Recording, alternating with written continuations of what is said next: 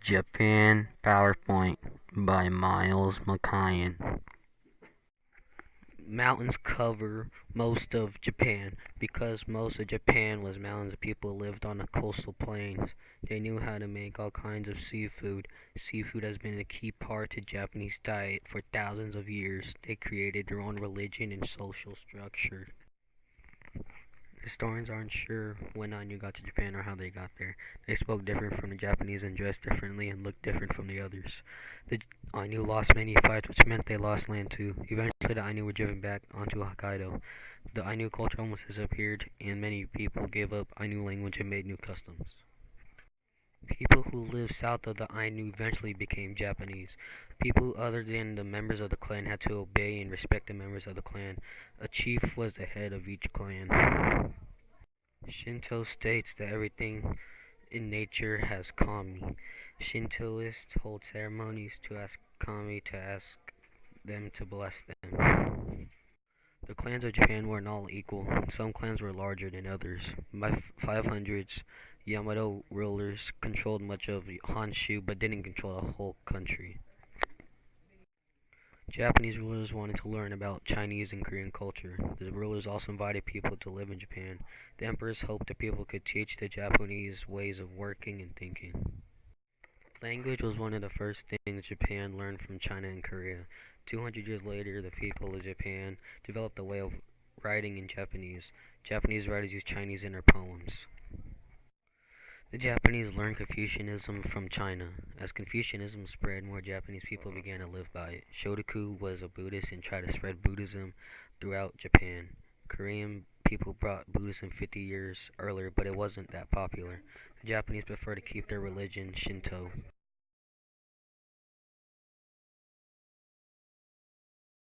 The nobles of the court liked beauty and elegance, which meant many nobles were supporters of the arts. The court of Heian became a big center of learning and culture.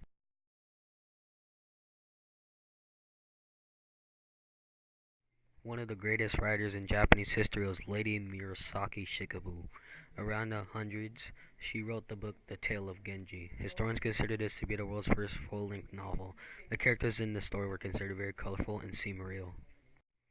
The Japanese liked paintings that showed stories. Most artists painted on furniture and doors rather than paper. The Japanese modeled Heian after the Chinese capital Chang'an. The wooden frames were usually left unpainted to look more natural. Some nobles liked airy designs. These buildings were large and had open spaces inside.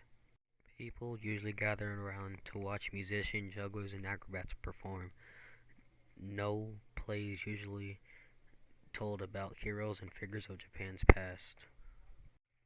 Pure Land Buddhism didn't require special rituals. Instead of a ritual, Pure Land Buddhists said the name of Buddha over and over. By the 1100s, Zen, a popular new form of Buddhism, arrived from China. Zen Buddhists believed people seeking wisdom should practice self-discipline and meditation. Some poor people became thieves around this time because Japan's rulers were focused on their own lives.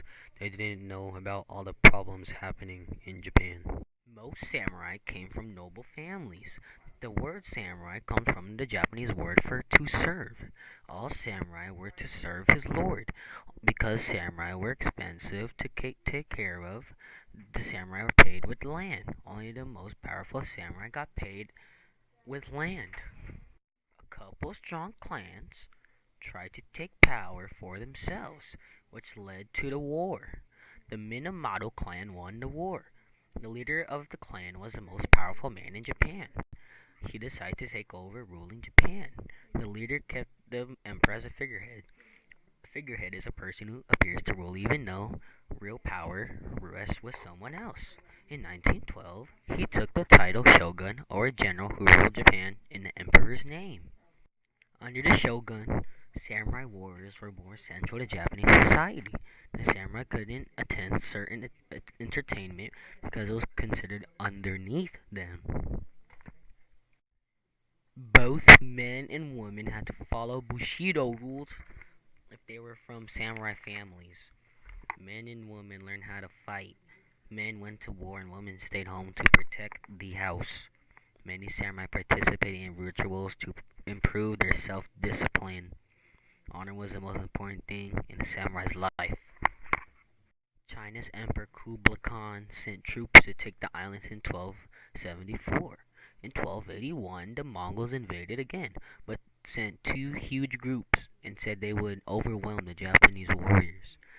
The Japanese believed that the storm that helped them defeat the Mongols were sent by the gods. Uh, the emperor started to fight the shogun for control over Japan.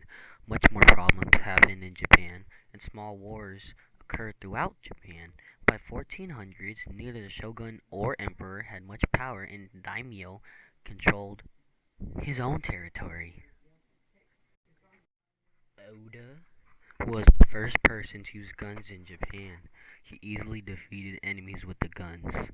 From the capital at Edo, Tokugawa ruled all of Japan. During the Tokugawa shogunate, Japan let Christian missionaries live in Japan. The rulers banned guns because they thought their samurai armies could be easily defeated. Because of isolation and limited technology, it helped stretch the samurai period until the 1800s.